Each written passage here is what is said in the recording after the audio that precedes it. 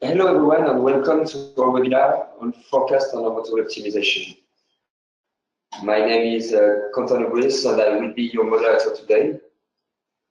If you have some difficulty to hearing me, please let me know in the chat. In this webinar, we will share with you the way to optimize your forecast and to increase your profit. If you have some questions during the webinar, I invite you to submit them using the chat on your screen and we will answer your question at the end of the webinar.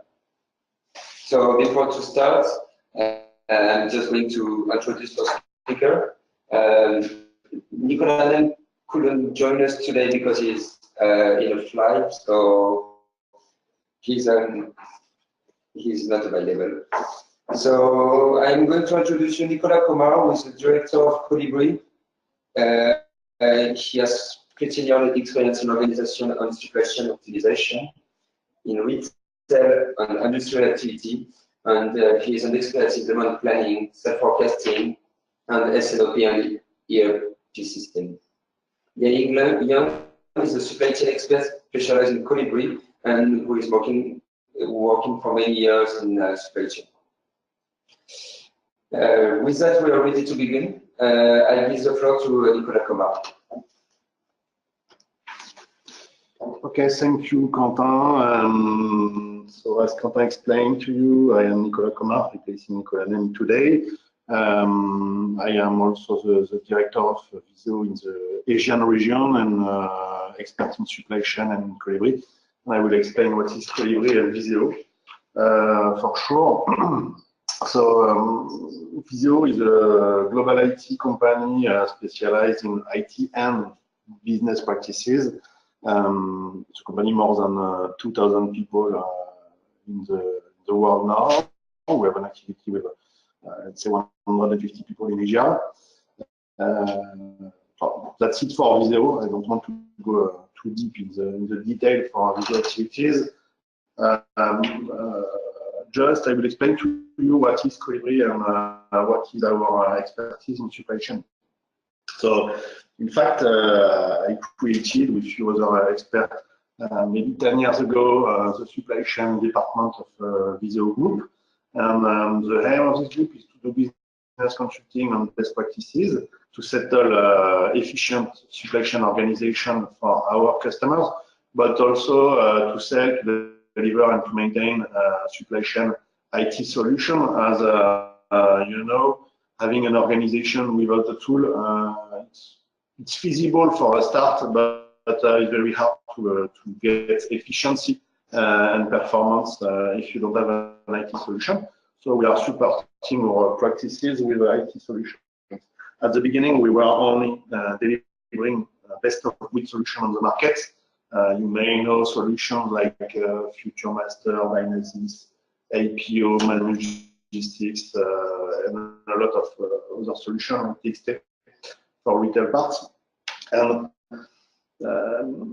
we get some issue to address specific part of market and customer and prospect with this, is that every year we have some customer who are calling us and say, hey guys, I just need a simple solution to do replenishment or planning or demand planning. And what can you propose to me to do something really simple in a few days or few weeks, something cheap like $50,000 US, but not more. And all the solutions on the market was really longer to implement and really more expensive. And we consider that it was very painful for a lot of companies not having access to best practice in supply chain, as far as we think it's not so expensive and so complicated to provide a performance solution. That's why we decided to create Colibri, which is a new kind of tool based on SaaS and cloud solution. And the target is to address all the market for people that are not mature, who have few budget, who want to test before buying something very structured and costly. So we launched Colibri for this maybe 5 years ago. Now it's a big success in the world. And that's why we will talk a bit about Colibri today, because as it's a simple tool, it's easy for us to explain to you how to settle best practices using Colibri, but for sure it can be other solution, including Excel, for example. The most important is to have the good methodology in the first step, the good strategy, and in the second step to settle processes with an efficient IT solution to masterize the information flow. So that's it for this short introduction. Now, if I go a bit deeper on what is Colibri, and after I will talk about what are the best supply chain practices you might settle in a tool. So the difference between Colibri and all the other best of breed solutions on the market is first, and I told you, is very accessible to all budget. Colibri is 3 to 5 times cheaper than the main solution on the market. And for $50,000 US, you can have the full solution for 1 year.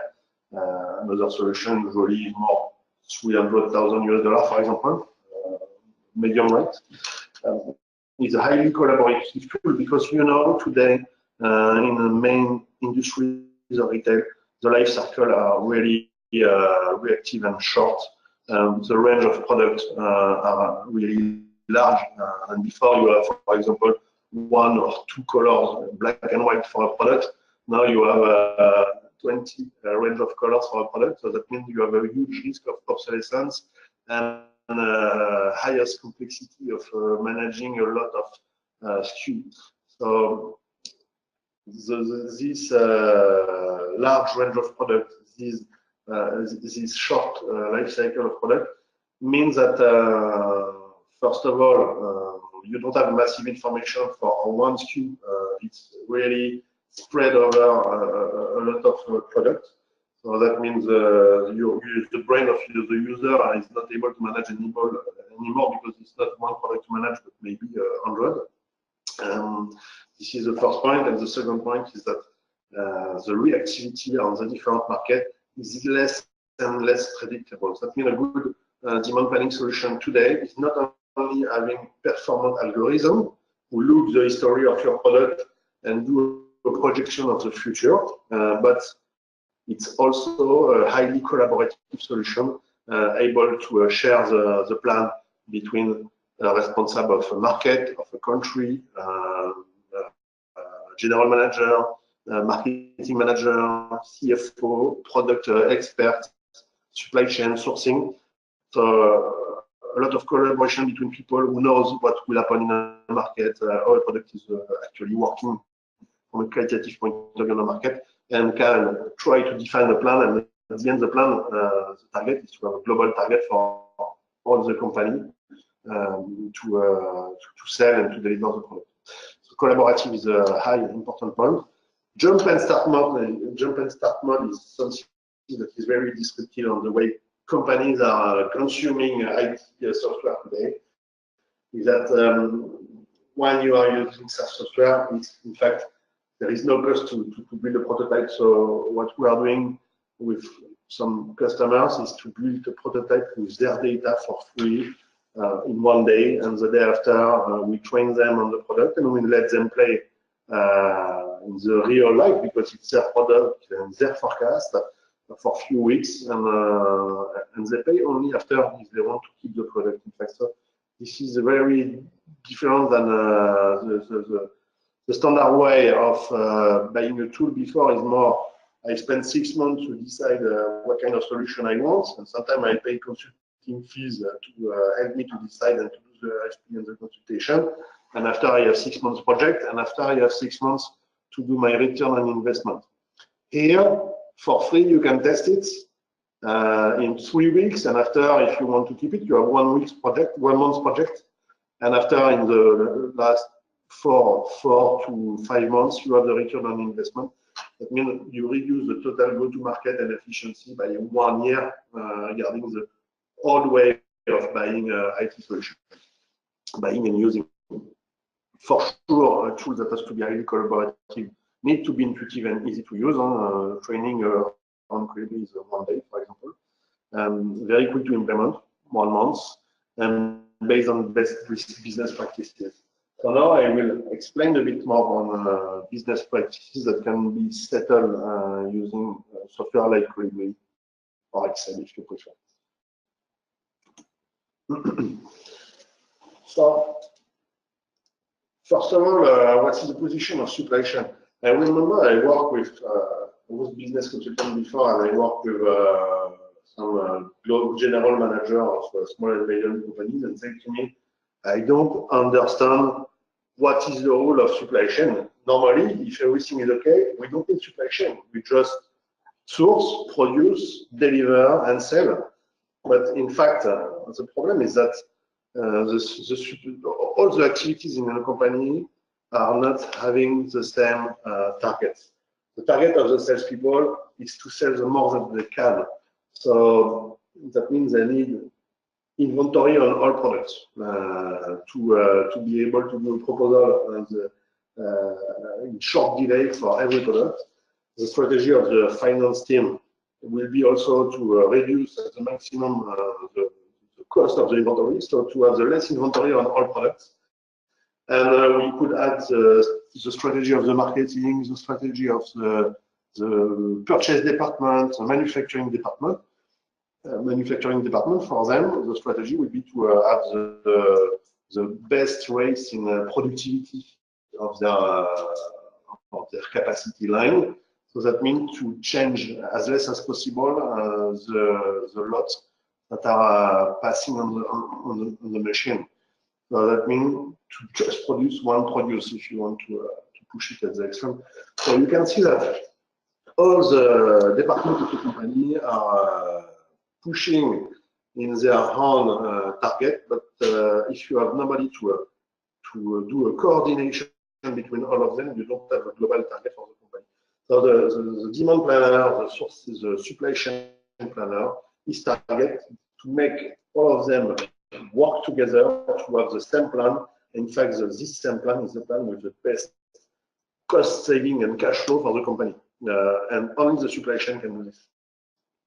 So that's the new rule, and moreover in Asia, which is quite new to optimize the supply chain of this supply chain department in companies.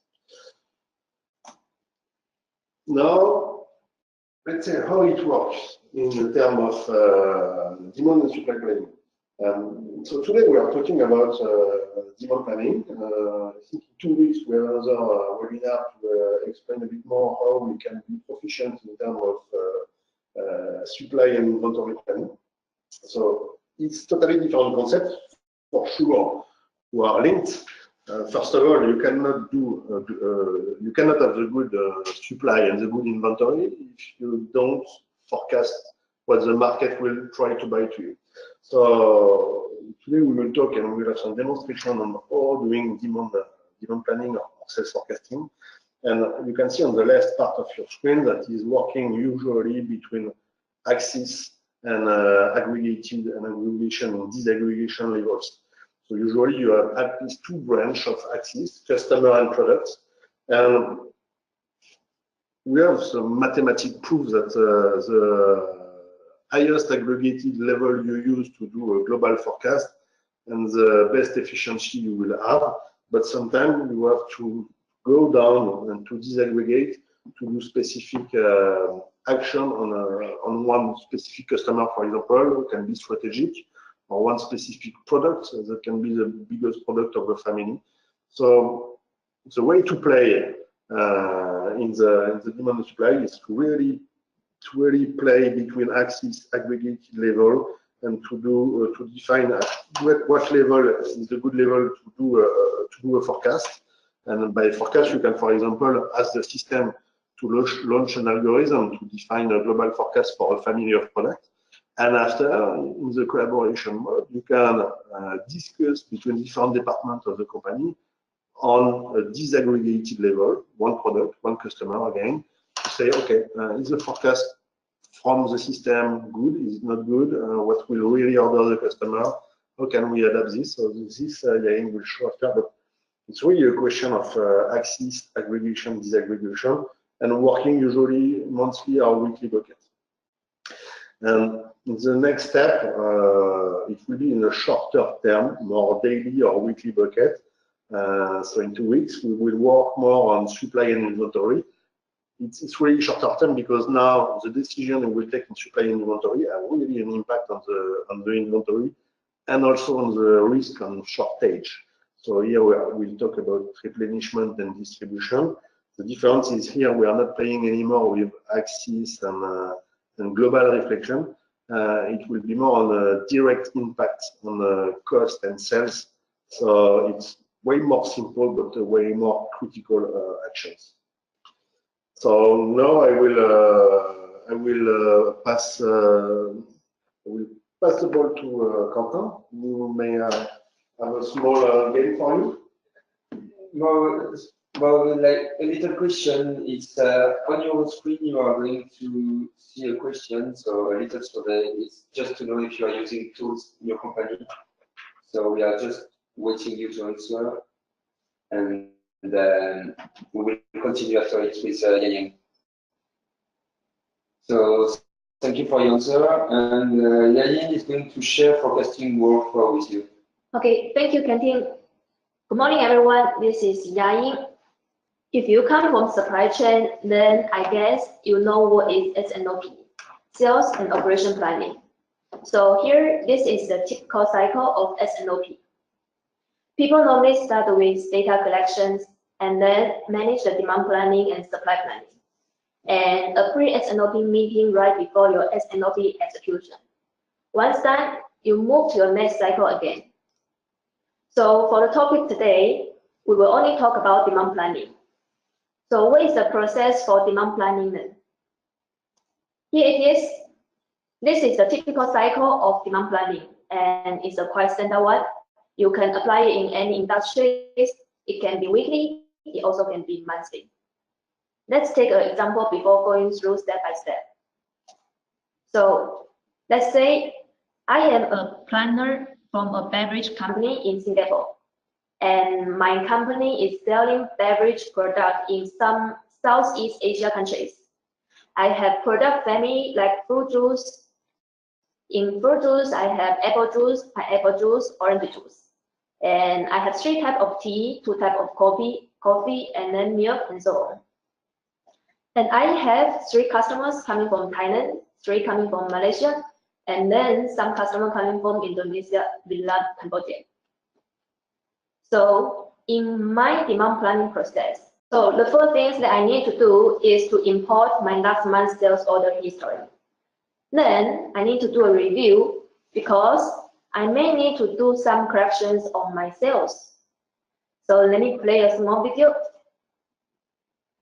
Here it is. I am in my sales history screen.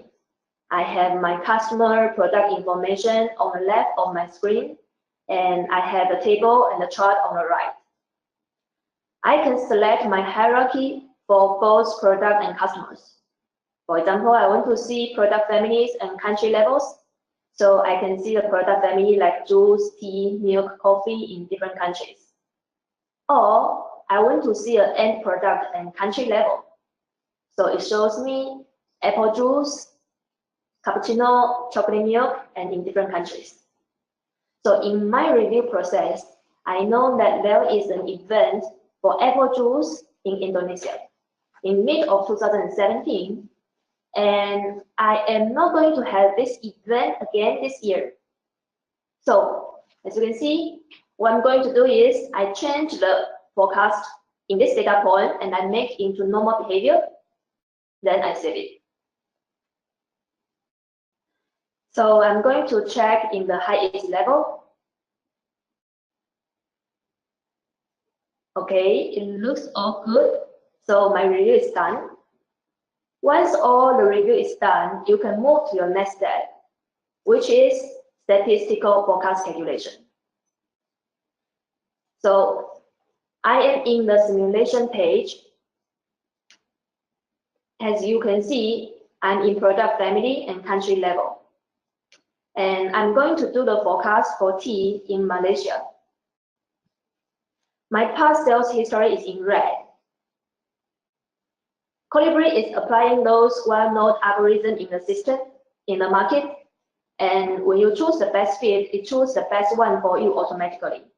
I run the simulation and I get my future forecast in green.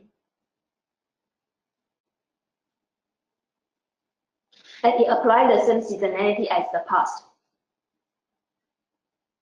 So these are the configuration which I have already set up. Some inactive products are in the end of life cycle time already. So I choose empty forecast method. For the new product, I use simple exponential smoothing. Then for the rest, I choose best fit. Running the calculation by different groups like this help you to manage different types of life cycle time easily. Okay, so what is our next step then? Well, of course, statistical forecast calculation is never enough. Because how can algorithm know that marketing team may have a special event coming soon?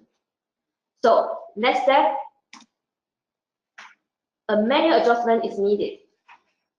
And planner need to collaborate with marketing team and sales teams. So let me move to forecast plan screen.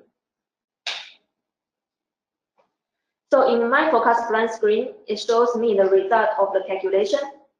And I know that my colleague Anna from marketing department is planning a special event for soda in Thailand.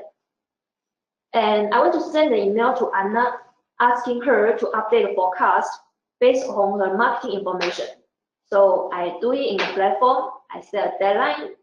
I send a message. Please update the forecast. Thanks. Okay, I sent. Then let's see what happened in her screen. I change to Anna's account. I'm in her page. Anna received my message. It click on the link and it redirects to soda drink in Thailand automatically. And she doesn't need to filter again. She just needs to adjust based on her marketing information. Increase in June and 10% increase in July and August. She said it. So let's go back to my account and see what happened. Yes, I get a notification, and it also shows me soda drink in Thailand. And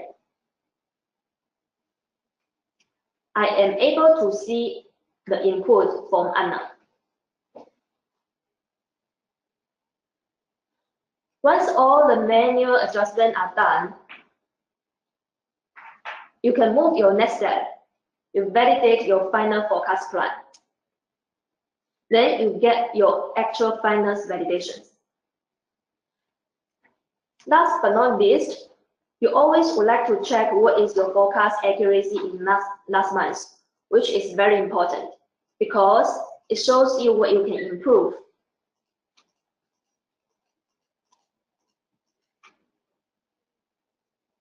So now I am in the dashboard, which shows me all the information about my customers, my product, by country, by plant, by ABC classification, by different product families, and also my end customers. For instance, I would like to see what is my forecast accuracy for Indonesia. So I click Indonesia. These are my customers from Indonesia and the forecast accuracy of different product families. Or I want to see what is my forecast accuracy for product family, let's say tea. So I click on tea. These are the customers who is buying tea from me. And if I want to check more details under tea, I click tea and I go to the next level, which shows me iced tea, lemon tea, green teas. Basically, this accuracy dashboard shows me a good view of the past. And then I know where I need to improve in the future. When this is all done, congratulations. Now you can move to the next cycle again. So what are the benefits of all the good forecasts in sales? I pass this part to Nicola. Okay, thank you, Yang, for this smart presentation of how we can address the best practices in terms of demand planning with tool like Colibri. Now, I will just, before ending this webinar, maybe talk a bit more on what do we win, because it's good to say we will apply best practice, we will use a tool, but at the end, if you do this effort, what do you deserve? So let's say it's usually the same story when we are talking about supply chain optimization. Is the key indicator, the simplest one, is reducing inventory level. So this is directly saving cash. It's also reduction of obsolescence of the product. We introduced just before that the life cycle of the product are shorter and shorter, range of product larger and larger. That means you have a lot of risk to have obsolescence and to scrap the product. That means this is a shame, and because you buy the raw material, if you are doing manufacturing, you pay people to move the raw material to the workshop, you pay people to produce and to add value on the product instead of doing another product. And at the end, you put this in the logistic warehouse, you pay the logistic people to move the product, and at the end, you scrap it. It's a lot of cost involved for nothing. Another point is improvement of turnover. I mean, if you have a good forecast and you have a sourcing that is fitting the forecast, at the end you will have the right product at the right moment available for the final customer. So that means you will not have shortage in your delivery. That means you will sell more than if you didn't improve your supply chain process. And when you sell more, it's directly more cash, not saving cash this time, but more cash because it's directly margin you deliver to the customer. In the same way, we have also improvement in service level, because service level is not only delivering all the order asked by the customer, it's also having some power and power in the relation with the customer. Sometimes you deliver, but you have a lot of delays. You have a lot of orders that are split in the delivery. And this makes the salespeople uncomfortable with the customer, maybe customer unhappy, not in terms of what you deliver, but in terms of the quality of the relationship that puts you at a risk level with them. So improving the service level is also when you have the good product at the good time at the good moment. You do all the delivery in one delivery, and you have an happy customer, and the discussion and the long-time partnership with them is strong. This is also important in the supply chain strategy. Better management of the life cycle. When a product is in a start life, in a growing phase, in a stable phase, in the ending phase, you have to manage this differently. And this is really not easy.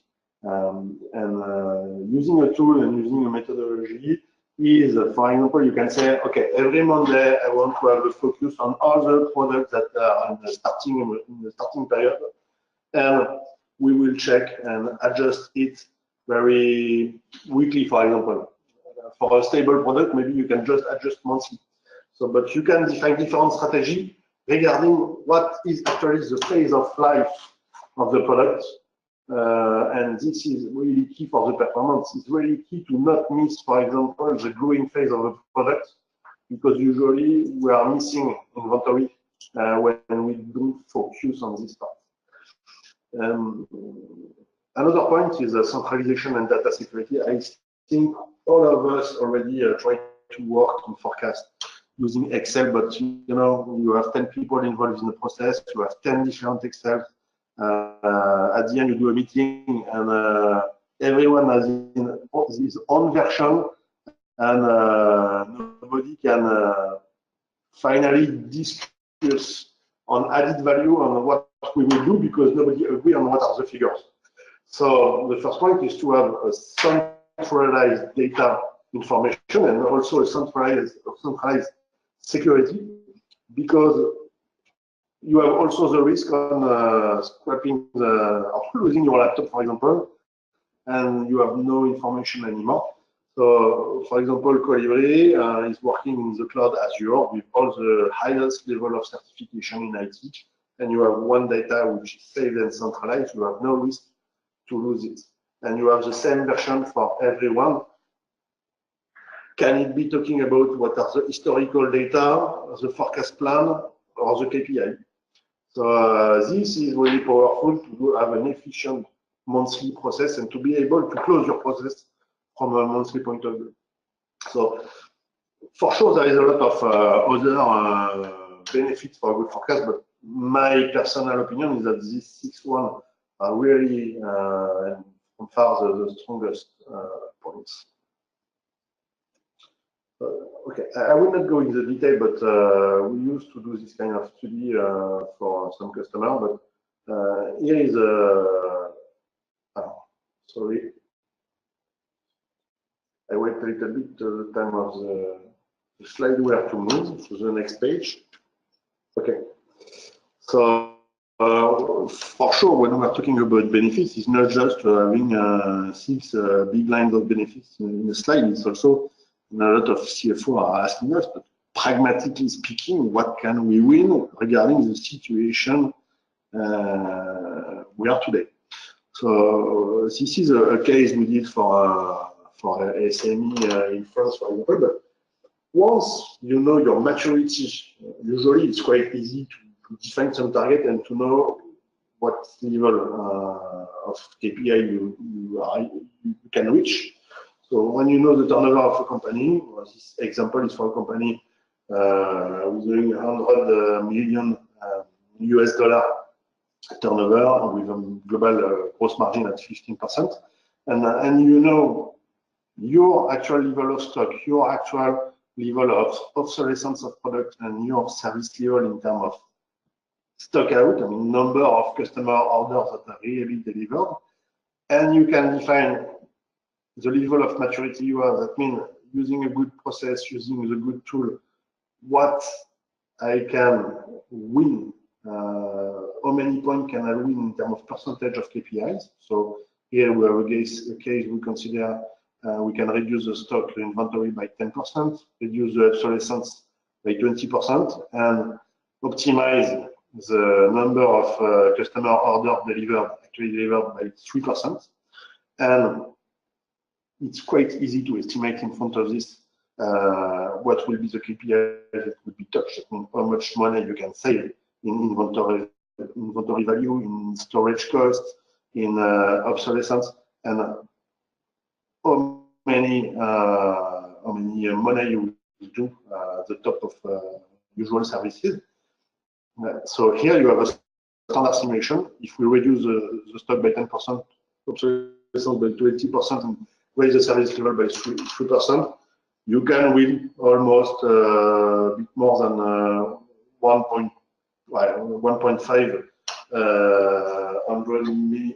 thousand US dollar for a company with doing global turnover of 100 million. So it's quite, first of all, it's quite important and sensible in terms of cash you can save or win using this kind of methodology. This is the first point. It's not a detail, and in Asia it's not really well known because it's not so evident to see this, because all of this is usually hiding cost, you know. And the second point is when you look, for example, for Colibri, that I told you, the cost of the project and the license can be around 50,000 US dollar. When you see what you can win in less than 1 year regarding the cost of doing a project, this is quite impressive, and that's why a lot of companies now are moving to this kind of solutions. It's not only Colibri, there is other SaaS solution in supply chain and other, but that's why SaaS solution, it's a big move for a lot of companies now, is that the profit you can have and the return on investment within the year you start to use the tool is very impressive now and very different than all the on-premise solution who are really longer to get some benefits. And this kind of study, we can do it, and we are doing it for some SME. We need it before knowing if they have to do a project.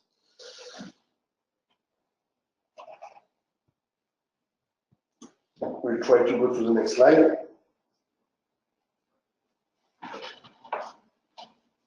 Okay, thank you. So now we are just finishing the first webinar on the demand planning. So the 26th of April, we will see the next step.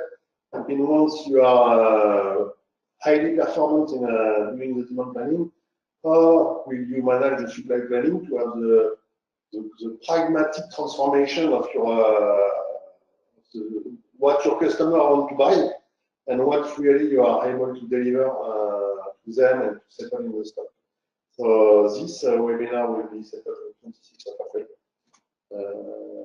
And just for finishing, so we can have a quick session of question and answer. And here you have some testimonials for some Colibri customer who present what they win. It's not only using Colibri and the tool is not enough, but improving their process and using Colibri, both.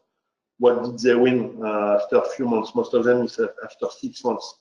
And you can see regarding the cost of Colibri and regarding the global simulation we did that it's quite interesting in terms of cash flow. Okay, Quentin, do we have some questions? Yeah, we have a question from Charlie. He asked us, so can we set up much more sophisticated forecast methods, or we have to use your own library methods? I will answer this one. Thank you for this good question. So, in fact, the assumption we did is that in the project, for all companies, if you look, there is 5 to 6 algorithms that are used in 98% of the case. And we decided to settle these few algorithms. So we have the smoothing algorithm method. Which one? Simple smoothing, double smoothing. Okay, interactive. And so usually it's enough for most of the case. We can play with all the parameters. We have also the best fit is capable to simulate all this algorithm and to choose the best one in the case of your product or your customer. At the top of this, so this is, let's say, including the package. For sure, if we have specific demand from a customer, but this will have a cost for sure, we can settle specific algorithm for them. The tool is open for this. And at the end, we are working on in the roadmap on something because we are in partnership for Colibri with Microsoft Azure, and Colibri is hosted in Azure. And we have a plan for this year or next year, I don't know exactly, to integrate the R library, which is in fact a generator of algorithm. And when this will be integrated, it will provide a really huge number of algorithms to use in Colibri. So thank you, Nicolas. The second question is about what is best fit? Okay, I will answer this one. And it's true that Yaing explained quickly that we can choose a different algorithm, and best fit is one of them. This is a bit specific algorithm because best fit is an algorithm we launch all the other algorithms with all the parameters, and in fact, how is working the best fit? The best fit is coming back 1 year in the past. Ideally, to use the best fit, you need 3 years of history. So you go 1 year in the past. So 1 year in the past, you have 2 years of history. And the good thing is when you are 1 year in the past is that you know the future. So as you know the future, the best fit can launch all the algorithms with all the parameters and can compare what is the real sales in the future and what are the forecasts for all the simulation, and will choose the algorithm with the parameters that create the minimal error in terms of forecast compared to the sales. So BaseFit is an algorithm that if you are not a mathematician or an experienced algorithm, will choose for you the best algorithm for your product or customer. Thank you. And for the next question, it's how can we integrate budget plan with the sales forecast? Thanks, Kadim. Okay, so let me answer this last question.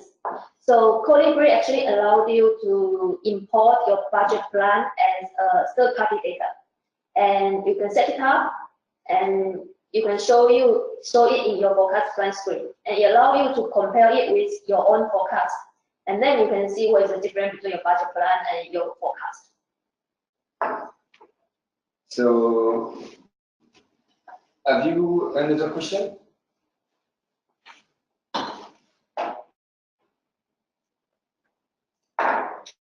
So I'm going to close this webinar. Thank you for your participation. You will receive a little survey at the end of the webinar. So I appreciate if you can give us your feedback. And as a reminder, we have another webinar in 2 weeks, so on April 26th, about inventory this time. So hope to see you on this one too. And I wish you a very good day. Thank you. Thank you. Bye-bye. Bye.